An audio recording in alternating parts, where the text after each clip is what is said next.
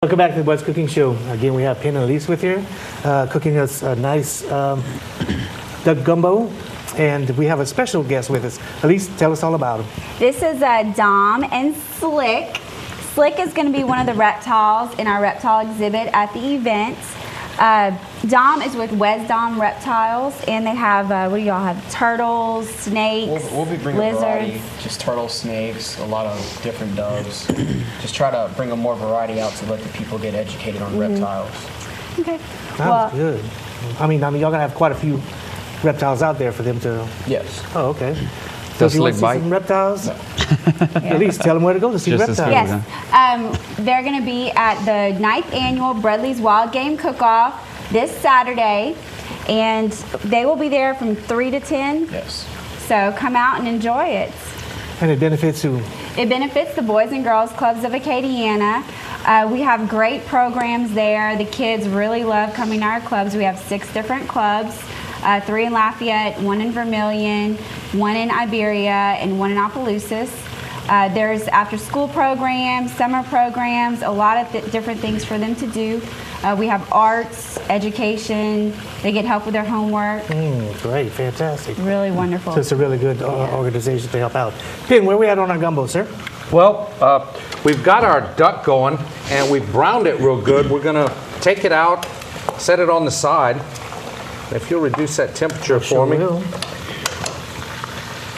We've got some andouille sausage that we've cut, and we're going to add the sausage and the duck. Duck fat, yummy. Duck fat is yummy. That's right. Just Especially get this wild duck. here. Let it drain just a little bit. So basically, you just want to brown your duck. That's all. correct. Okay. We've softened our onions, our bell pepper, and our celery. Got a little bit of garlic. I'm going to go ahead and add our sausage. And when you're at the Piggly Wiggly, the place to shop is to pick up some andouille sausage. And if you're not sure about what kind of sausage to use, you can ask your butcher That's at right. the store. They'll be glad to help you. They are glad to help you. I want to thank Iberia Medical Center for allowing me the opportunity to be here to help support the Boys and Girls Club and to participate this weekend in Brudley's Wild Game Cook-Off. We're going to be cooking rabbit this weekend. I originally thought squirrel, but the hunters of the squirrels didn't come through like we thought, so we're gonna do some rabbit. The rabbit hunters did come through. Rabbit is just as good. And better. we'll have some bread pudding. And people will be ready to eat at 3 o'clock. Is there any kind of special bread pudding you're making this weekend, Penn? Well, I'm going to make it, it's a French bread pudding. I like to use my friend Longlenay, Bobby Longley, yes. Bobby Longlenay, the French bread there, locally baked, and there's some other good bakeries in the area.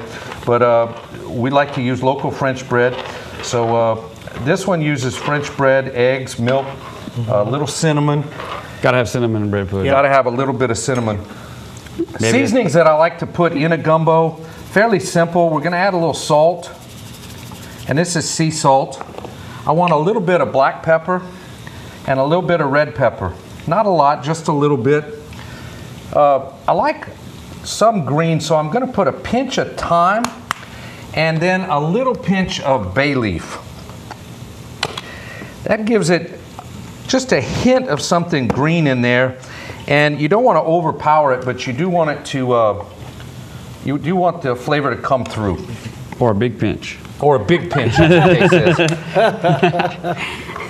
is. As the case is. You can't go wrong with bay leaf anyway. So, Penn, from start to finish, how long do you think you actually cook this gumbo? This gumbo probably needs to simmer for a good 2 hours, I believe. Like any good gumbo though, the longer the better.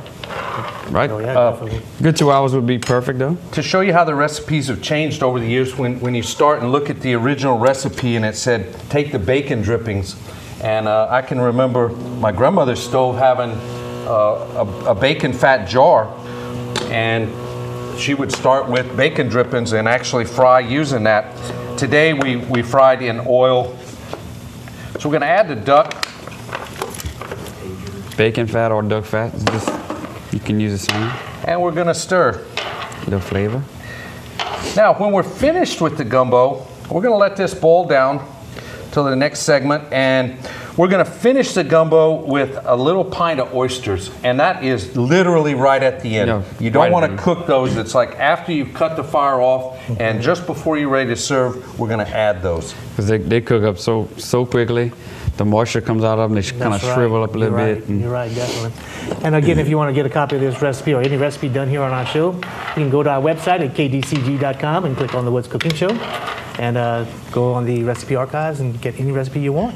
Or you can YouTube. YouTube, that's right. We have some archive shows on YouTube if you want to check that out. It's great. Just go to YouTube and check out the good shows that we've been doing. There's a Really good bit shows. of them. I think 11 or 12. Something that's a good bit of Yeah, them. quite a bit of them. I did look at some of the entries for Brudley's Wild Game Cook-Off this weekend.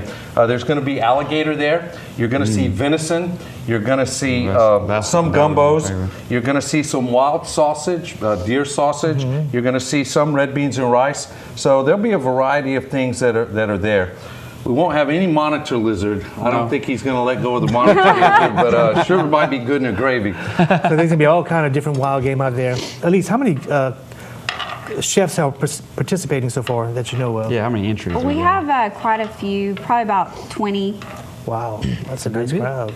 So And this is the 9th annual, and again, it's in the Sugar Arena in New Iberia this coming Saturday, October the 29th, from 3 to 10 p.m. Again, tickets are $20 for adults, $10 for children, 6 to 12. 6 to 12, and under that it would be free. Boy, the nice thing about that $20 ticket is you can go around and taste everything that's That's the there best part. for the same price. And have good bands and everything else. And what a Again, it's not- value.